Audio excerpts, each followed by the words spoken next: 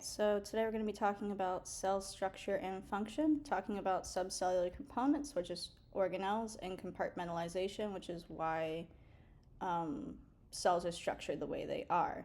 I am recording at home and I do live near a street, so you may hear cars from time to time and or police sirens because, yeah, that happens. Alrighty.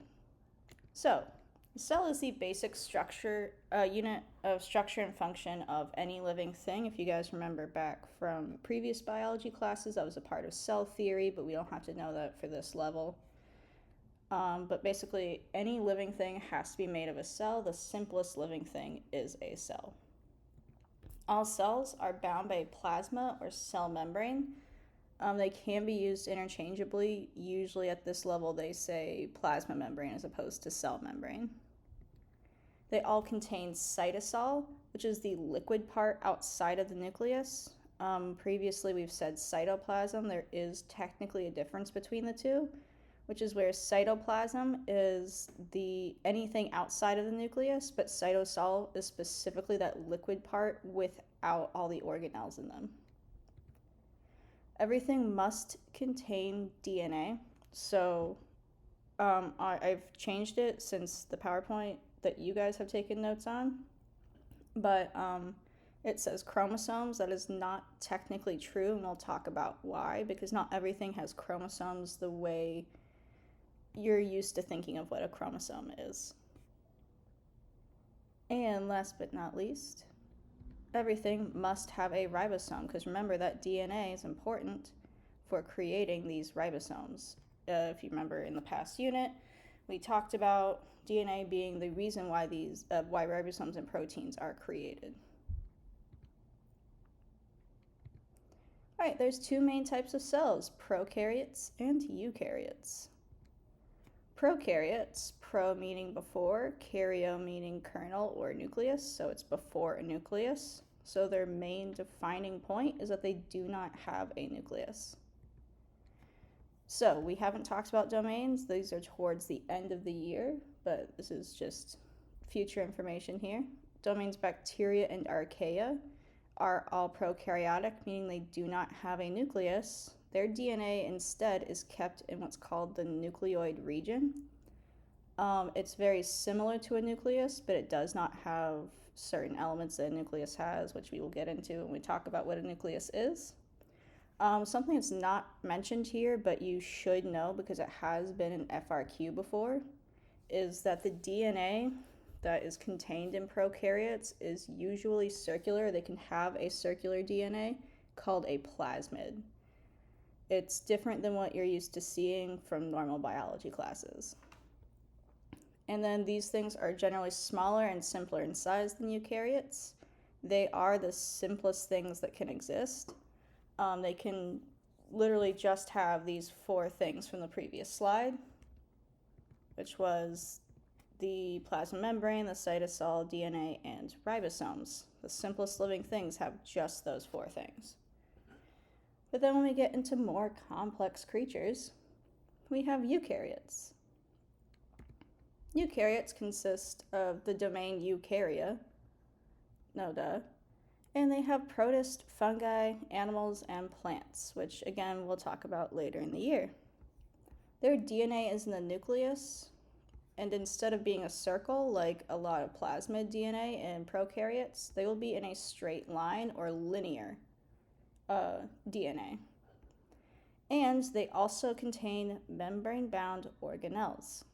So these are the two main differences between pro and eukaryotes, is that eukaryotes have a nucleus and they have membrane-bound organelles. So organelles are just like little organs for cells. That's quite literally what the name means. Shocking. There are two main categories. It's really not important to know what the categories are. I will be completely honest. The specific reason why they are separated is because the mitochondria and chloroplast are very unique compared to the rest of them. But we will get into that. Basically, it's the they used to be their own cells, and they are specific for energy. They're the only ones responsible for energy. All right, compartmentalization. Whoops, sorry.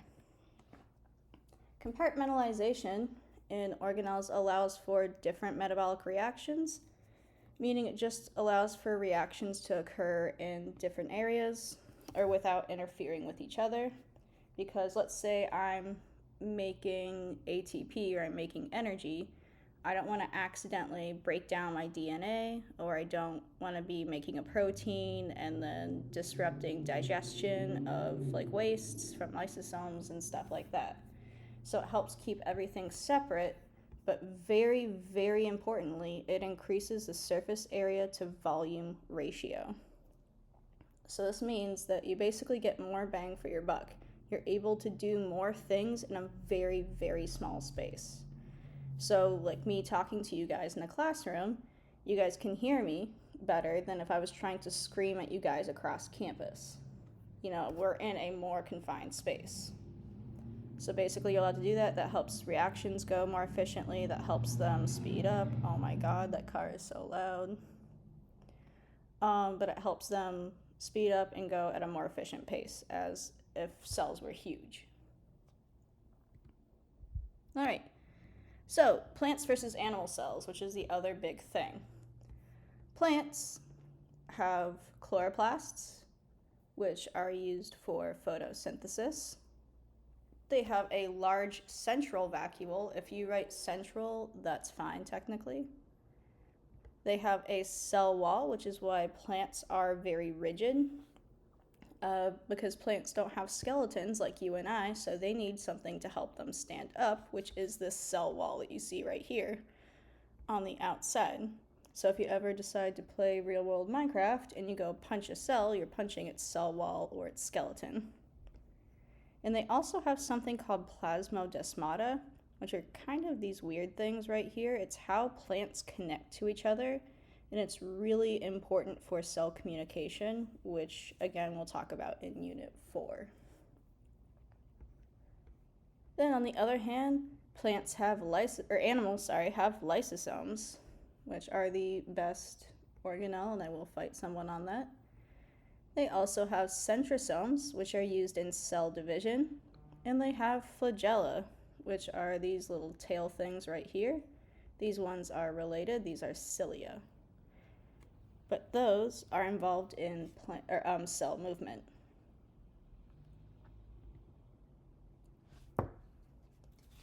Okay, so we're going to talk about different types of organelles. Again, it doesn't matter that they're endomembrane organelles. It's just that they're the non-energy supplying ones. All right, so we're going to start with the control center, or the nucleus.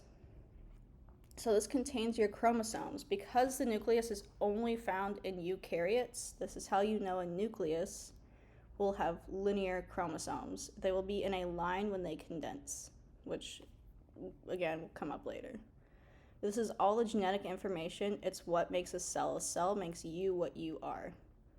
And this is protected on the outside by a nuclear envelope and has little pores so things can enter and exit. DNA cannot leave the nucleus. It has to stay in there.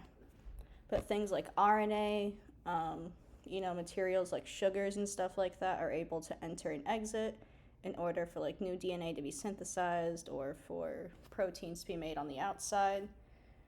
It's really important because they just kind of go out and have fun in the cytoplasm while the DNA stays cooped up all day like it's COVID.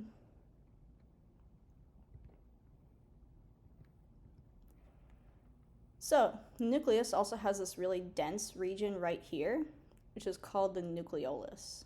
This is where something called ribosomal RNA, or rRNA, is synthesized. We do talk about several different types of RNA throughout the year. Each one does have a very distinct purpose. Remember, RNA is only one-stranded and contains uracil instead of thymine, but it still is very, very similar to DNA in that respect. But rRNA combines with proteins to make ribosomes, and they leave through the nuclear pores. They can technically just kind of chill in here as well, depending on the type of RNA it is, but this is where we're going to talk about rRNA. Ribosomes translate the message found on mRNA to the primary structure of polypeptides, meaning that basically they take the message from, we'll talk about the whole process, DNA to mRNA, and they will end up making proteins in the long run. Just a very convoluted way to say all that. Okay, we're going to skip the review because I don't care. All right, ribosomes. One of the 4 things that all living things must have. They are comprised of ribosomal RNA, or rRNA, and proteins. Their main purpose, to make amino acids. So basically they end up making themselves. That's what these little dots are. This process is called translation, like I said earlier. Technically, some classes don't classify them as organelles, right? It doesn't matter. So they can be found in 2 spots. They can be found in the cytosol, which means they're floating around outside the nucleus in that little liquidy area. And they generally function to just help out anything that's happening within the cell, all willy-nilly. They're just kind of that one person who's floating about with no task until they run up to someone who gives them a random side quest. So they can be things like enzymes, or make things like enzymes, etc., etc. They're called free ribosomes, or like free-floating ribosomes. Or, more traditionally, where you guys are used to probably seeing them is on the rough endoplasmic reticulum, or the RER. And they kind of bind to this. They're usually very close to the nucleus because they get a message for very specific proteins. They can leave the cell or they can work within the cell. All right, speaking of which, we have the ER, or the endoplasmic reticulum. They have several different jobs depending on which type they are, because there are 2. But they can help make membranes, and they also help compartmentalize the cell to keep proteins staying where they're supposed to stay. So you'll note that usually, like, this is a smooth ER and this is a rough ER.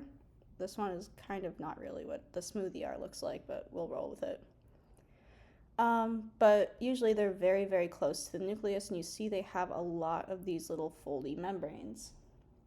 Remember, I said these foldy membranes are very important to help increase surface area to volume ratio, meaning they get more bang for their buck. They're able to do more jobs in a very confined space, because cells are not very big.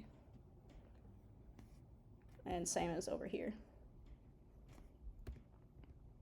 So, 2 types, smooth and rough ER. What? Oh, okay. The rough ER contains ribosomes and that are bound to the membranes. That's what all the little dots are. They basically help, after the ribosomes have made proteins, they help transport them around through this wonderful little system here and then boot them out to wherever they need to go. There's usually a lot of confusion where people think that the rough ER itself is responsible for making proteins. That's not true. It just ships them out where they need to go. But it's actually the little ribosomes that do the making. And then we have the smooth ER. There is no ribosomes. As you can see, there's no little dots on here. And it's responsible for making lipids, meaning it's really important for cell membranes. If something happens to the smooth ER, a lot of problems can happen with the cell membrane, meaning the whole cell itself can start falling apart. It can help metabolize or break down carbohydrates, or it detoxes the cell. You find these in very high amounts of organs and other types of cells that are responsible for detoxing, so like your livers and kidneys. You can actually see damage in these smooth ER for people who have cirrhosis or other liver diseases. So, be nice to these guys. They do a lot for you. Click forward. There. All right. The Golgi complex. You may have also heard it referred to as the Golgi apparatus. It's the same thing. Again, I see it used interchangeably. I don't know why they have to keep doing this. Again, you can see that they have all these nice little foldies to maximize surface area to volume ratio, meaning it's just really good at doing a lot of things very quickly.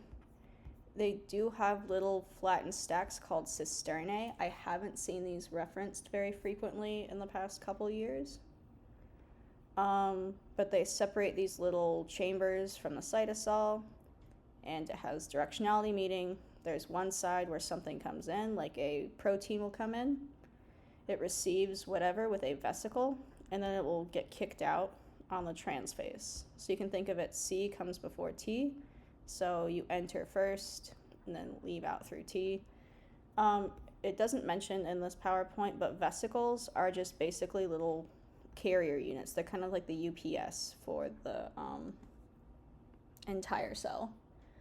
But what the Golgi complex or apparatus or whatever does is basically it will modify proteins and other things, and it will make them look all pretty. It's like kind of a salon.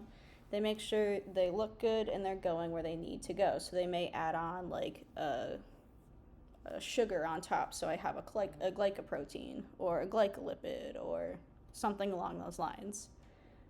So it basically just transports and modifies anything where it needs to go. Oh, it's the next slide, my bad. But it receives everything. Again, transport vesicles, it's basically just a little circle kind of like this that just kind of splooshes in, and then everything gets fixed in here and then gets kicked out. Some of these things can stay within the cell and go to other organelles, or they can actually leave the cell through exocytosis, which we'll talk about that in cell transport. But basically what will happen is these vesicles will fuse to the outside of a cell, and then the cell will basically barf it all up. All right, the best organelle, you can fight me on that, is the lysosome. Ah, God, I hate this. So, these are basically little circles with hydrolytic enzymes. Remember, they basically break down things with water and specific enzymes because it's hydrolysis. What they do is they digest waste for cells. They allow organelles, they do have a lifespan. Once they get too old, they basically old yeller them and recycle them back into the cell. Or if a virus or a pathogen, some kind of bacteria gets inside, it'll go ahead and swallow up the bacteria or whatever pathogen's in there, and it will break it down bit by bit. The other thing that's not mentioned that is in here but is mentioned later is lysosomes are responsible for apoptosis or programmed cell death. So when a cell has reached its limit point or it's infected or something like that, it knows it's cancerous, the lysosome will basically pop open, like apoptosis, and then eat the cell from the inside out so it can just die. Something extremely similar, again, it's also just for breaking down things, is called a peroxisome. Peroxisomes, very, very similar to lysosomes. They help break things down. A lot of the YouTube videos that talk about peroxisomes talk about it on a very confusing level. It's not worth it. But basically, they just break things down with peroxide or H2O2. So the only real difference is that usually lysosomes are the main one that do the breaking down. Peroxisomes have to use hydrogen peroxide. Oh my God, that might be a test question at some point, I think. All right, we have vacuoles. There are different types of vacuoles. You guys have probably only heard of the main one that we talk about, but these are just used for storage. They stem from either the endoplasmic reticulum or the Golgi body. It's whatever decides to build it, depending on the type. It is not important. But these are used in some types of transport, but a food vacuole, this is where food is stored. So these are formed when usually the cell eats something or through phagocytosis. Phago is the root for eating, and then cyto meaning cell, so it's just a cell eating something. So a vacuole will form, carry stuff to the lysosome, and it's broken down so the components can be reused elsewhere in the cell. Next up, we have contractile vacuoles, which maintain water levels in cells. This is actually how some cells, like they can build these up and puff up and then squeeze out the water from these and use that to move.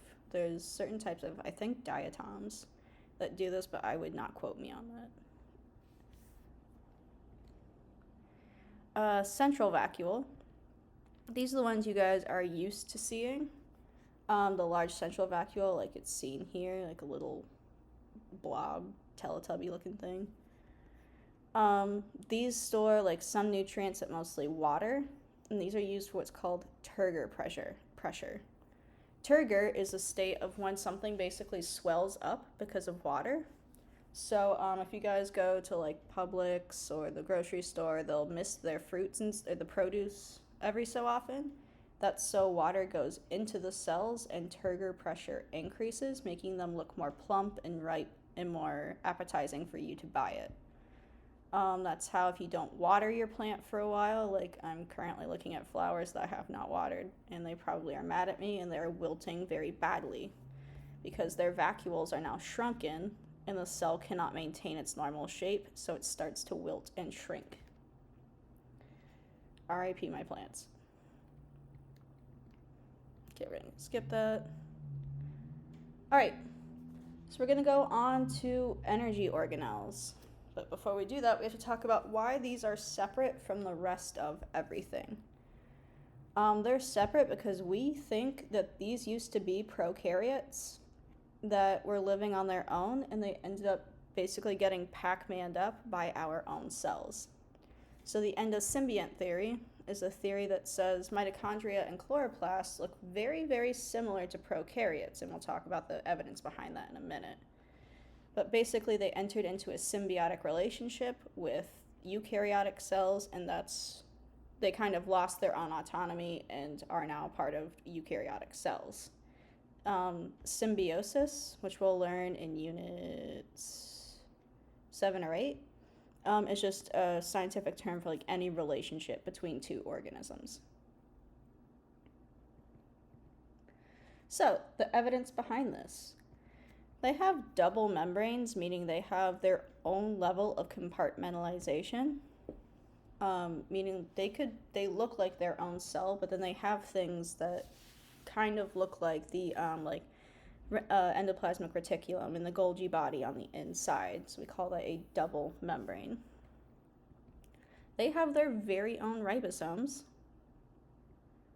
They have circular, or like I said, that plasmid DNA.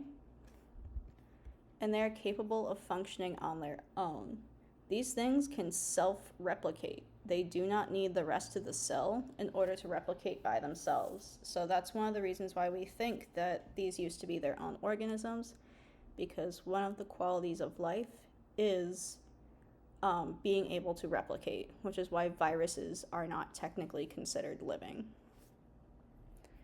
But also, this DNA that is in things like the mitochondria is very, very unique.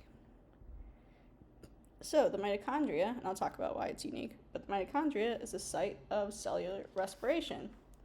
If you guys have had me in the past, you know that my one biggest pet peeve is that the mitochondria is not the powerhouse of the cell. I do not care if you can recite this back to me 1.5 million times. I want you to be able to tell me why it's the powerhouse of the cell, which is the next unit. But they have the double membranes, which is this little nice place in here, and then these little red spots. The outer membrane is smooth. It is a site of respiration. And the inner membrane has little folds called cristae. Again, not to be confused with cisternae from the Golgi complex. I haven't really seen these been specifically assessed. I don't think it's all too important anymore at the AP level. But it divides the mitochondria into two internal structures, which increases the surface area to volume ratio. And again, I'll say it for the upteenth time. That means I can synthesize or create more ATP quickly without having to, to help sustain a living organism. Because if you don't produce ATP, you're dead. That's how everything dies. So they have the intermembrane, which is the space between the inner and outer membranes. It's this orange space right here. And then we have the mitochondrial matrix, which is enclosed by the inner membranes. This wonderful piece of jazz right here. This is where something called the Krebs cycle happens. We'll learn more about that in the next unit. This is where enzymes that catalyze cellular respiration and produce ATP occur. So this basically is where enzymes are chilling and they're waiting to make energy, or ATP. This is also where the mitochondrial DNA exists. Mitochondrial DNA is very, very important. Your mitochondrial DNA is the exact same as one other person's, which is your mom's, because this mitochondrial DNA is inherited from the egg, which obviously you get from your mother. The reason why I stress this is this was an FRQ, I think 2 years ago. So I just want you guys to know that. Again, it'll come back up when we get to a unit about that. I'm just prefacing it now. And then it also has its own ribosomes. Oh my god, isn't that kind of weird? It has a membrane, a matrix, or cytosol, enzymes, DNA, and ribosomes. So those are the 4 qualifications, remember, for something to be considered a living thing, which helps support the endosymbiont theory. Oh, we got wonderful little arrows. All right, the number of mitochondria in a cell will correlate with the metabolic activity, meaning the amount of energy it produces. So obviously in cells with very high metabolic activity have a lot more mitochondria. So that cells that move and contract, like your muscle cells, have an insane amount of mitochondria because you're traditionally, I'd hope, moving your muscles very, very frequently, even to just talk, speak, make expressions, have a heartbeat, which I'm assuming you all do at this stage. Chloroplasts. These are specialized organelles in anything that photosynthesizes. It's not specifically just plants, but that is the one that they are most associated with. So this is where photosynthesis takes place, and they contain the green pigment chlorophyll. If you've had me before, you might get mad that I said their chlorophyll is green. Technically, it's every color but green, but we don't need to get there at this point. But remember, photosynthesis is where you take photo or light and synthesize or create sugar. So it's how autotrophs that do undergo photosynthesis create their own energy, or transform more accurately. So inside of this double membrane, we have a whole little thing here. These little individual stacks are called thylakoids. This is where light-dependent reactions specifically take place. Specifically, it's right here in this membrane. And then when you flap all these little individual mento-looking things together, you get something called grana, which is just a fancy term for a stack. It's one of these 2 weird-looking spring things.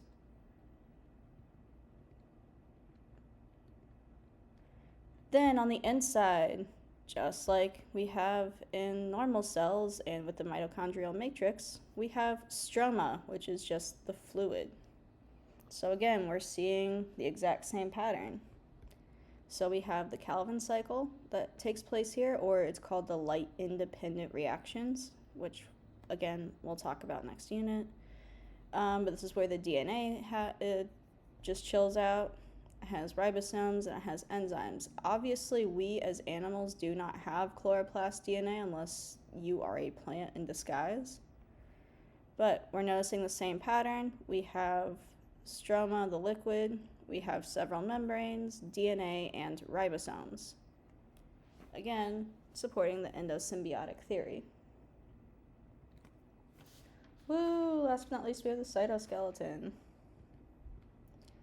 So it's basically a structure of fibers created by proteins that provide structural support, mechanical support. They help anchor organelles. They allow for movement of vesicles and the entire cell with the help of different things like motor proteins. Obviously, cells don't have their own skeleton like we traditionally think of it, like we have bones. So cytome meaning cell, skeleton meaning skeleton. These proteins help a cell have structure and exist how they are. So there's three main types of fibers. We have microtubules, microfilaments, and intermediate filaments. It is one of the easiest ways I can catch my freshmen cheating is when they reference these three things, because I don't talk about them in underclassmen levels. So, microtubules, understandably, are made up of a protein called tubulin. Shocking. They grow from a centrosome. If you remember, centrosomes are one of the few organelles that animals have, but plants do not. So you will not find microtubules in plant cells. But they grow from the centrosome, which assists in microtubule assembly. It is actually used for cell division. Oh, my bad. They serve as structural support for the movement of organelles. So basically how cells move organelles around is they create little almost train track type systems and fling organelles around the cell because organelles cannot move by themselves, so they need some assistance on that. So they just kind of fling everything across the cell to where it needs to go. But these microtubules are the actual tracks that create the network that organelles can follow. They also assist in the separation of chromosomes. This is not just during cell division, but This is in any type of cell division. But they separate the chromosomes because what they do is they hook onto chromosomes and then just pull them apart piece by piece onto either side of a cell so that new cells can be created. Again, we'll talk about that later.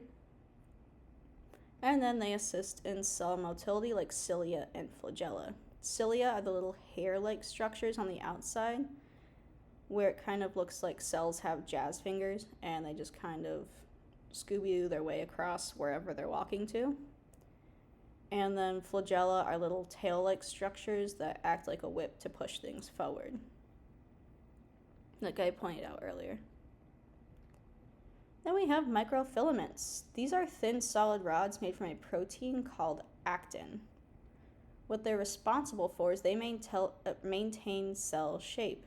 They're responsible for basically hugging a cell and making sure it doesn't absolutely sploosh into nothing. Then they assist in muscle contraction and cell motility. Actin actually works with another protein called myosin to cause contractions. If you look it up, I think it's the second video on YouTube. If you look up actin and myosin walking or something like that, it should be like a blue-hued video. They actually walk like little feet. It's oddly cute. But this is actually how your muscles will move, is they basically have these cells walking and pulling onto the cell to move it from one location to another. And they assist in the division of animal cells. This is the contractile ring of the cleavage furrow. So when animal cells pull apart, it almost looks like Play-Doh, but they don't actually snap off by themselves. They need something to kind of snip the middle. So when we get into that cell division, you'll see that what basically microfilaments do is they surround the middle and squeeze it until it basically chops in half like a knife. And last but not least, we have intermediate filaments. These are fibrous proteins made up of varying subunits. These are the ones that do not move.